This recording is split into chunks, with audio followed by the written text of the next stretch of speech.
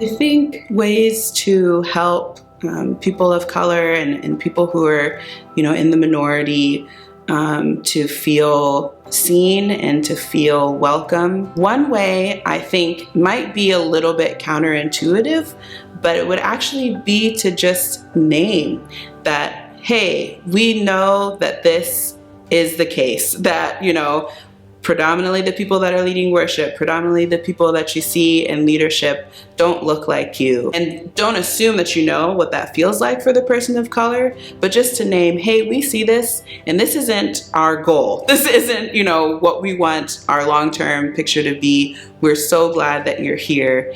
Can we learn more from you? I think, so one, just naming that this disparity exists can help people to feel acknowledged, because it might even acknowledge something that maybe they haven't acknowledged to themselves yet, this sort of wrestling or this sort of discomfort that they might feel in the space, in the community. So naming it is good. Building relationships.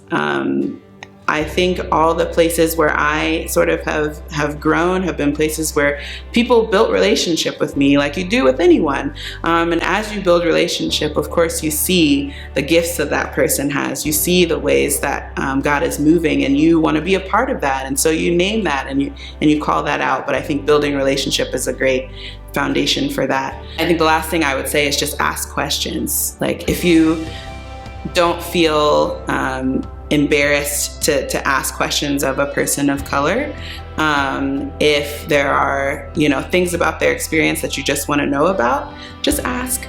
Also know that sometimes a person of color might not want to share with you in that moment, or they might that can also take a toll on a person. And so having just a little bit of grace for that. In all of these things, grace is going to be the most important piece.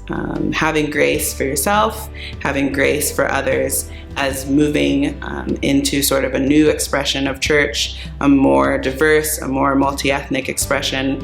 It brings up all kinds of feelings, it brings up all kinds of fear, pain, and so we'll need just a lot of grace for ourselves and for one another as we're working our way through it.